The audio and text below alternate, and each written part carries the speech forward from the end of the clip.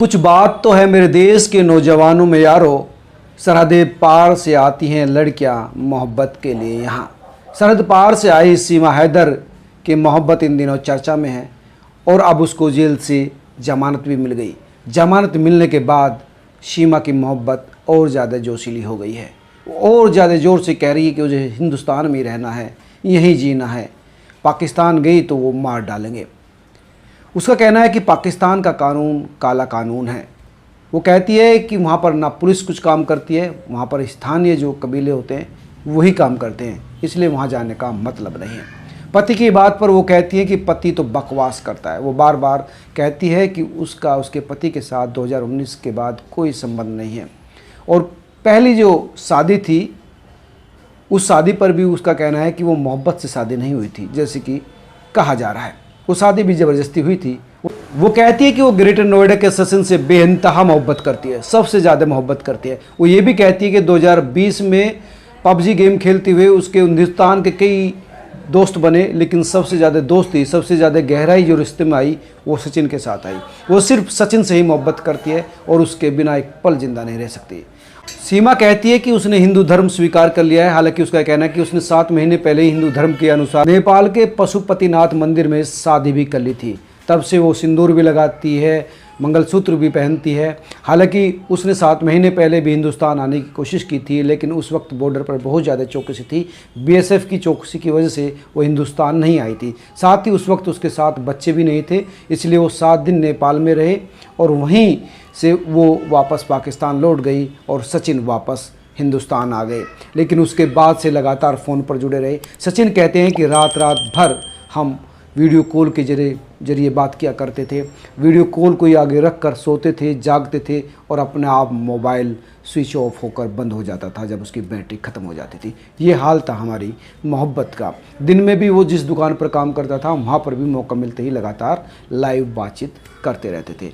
सचिन का भी वही कहना है कि वो उसके बिना ज़िंदा नहीं रह सकता। उसने शादी कर ली, उसके बच्चों को भी वो एक पिता का दर्जा देगा, पिता की तरह पालेगा और किसी भी तरह से मेरी शादी सीमा से करवा दीजिए।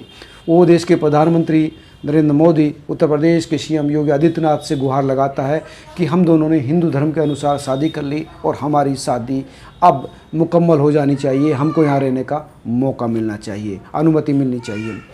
जाहिर सी बात है, हिंदुस्तान में तो अलग अलग धर्म के लोग भी शादी कर सकते हैं। अगर सीमा धर्म कन्वर्ट ना करती तब भी रह सकती थी। बहुत सारे कपल्स ऐसे रहते हैं, लेकिन अगर उसने हिंदू धर्म अपना लिया है, वो पूजा भी कर रही है, उसका ये कहना है कि वो सनातनी तमाम परंपराओं का जो है पालन कर रही है और अब कोर्ट मैरिज भी करने जा रही है और गंगा स्नान भी करने जा रही है और वो हिंदुस्तान को बिल्कुल भी नहीं छोड़ना चाह रही। उसका ये कहना है कि अगर उसके बच्चे चाहें तो वो जा सकते हैं पाकिस्तान, लेकिन वो नहीं जाएगी। हालांकि उसका ये भी कहना है कि उसके बच्चे नहीं जाना चाहेंगे, वो यहीं रहना चाहेंगे, क्योंकि उसके पति जो पाकिस्तानी है वो लगातार ये रिक्वेस्ट कर रहे हैं कि उनके बच्चों को और पत्नी को वापस भेज दिया जाए। लेकिन सीमा का ये कहना है कि वो बकवास कर रहा है, मोहब्बत जैसी कोई चीज़ नहीं है। अगर मैं वापस गई तो वहाँ पर मैं मार दी जाऊँगी, क्योंकि वहाँ के कानून ही ऐसी है, ना वहाँ पुलिस हेल्प करती। जेवर सिविल कोर्ट के जूनियर डिवीज़न जज नाजिम अकबर जी ने कुछ शर्तों के साथ इन तीनों को, यानी सचिन मीना, उनके पिता नेत्रपाल और सीमा हैदर को जमानत देती। शर्त यह है कि वो ना तो देश छोड़कर जाएंगे और ना ही देश में अपना पता बदलेंगे, यानी ग्रेटर नोएडा में रहते हैं तो वहीं रहे जब तक कि उनका ये जो केस है वो फाइनल नहीं हो जाता।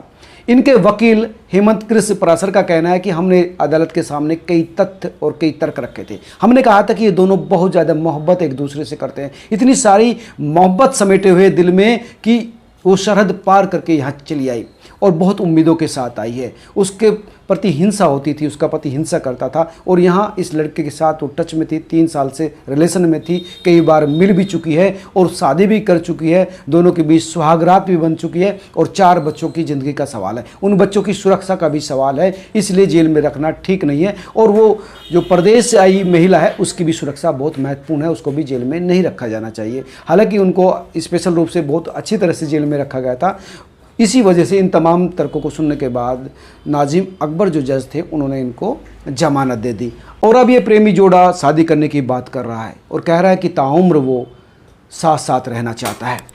दोस्तों, हिंदुस्तान और पाकिस्तान बनाने वालों ने ज़मीन पर तो लाइन खींच दी, सरहद बना दी, लेकिन वो दिलों पर सरहद नहीं बना सकते। और ना ही उनकी क्षमता है, क्योंकि जब इश्क किसी को किसी से होता है तो ना वो शरहद देखता है ना वो मजहब देखता है। आप क्या सोचते हैं ज़रूर बताएं। मैं तो इतना ही कहूँगा कि सीमा भाभी का यहाँ पर दिल खोल कर स्वागत है।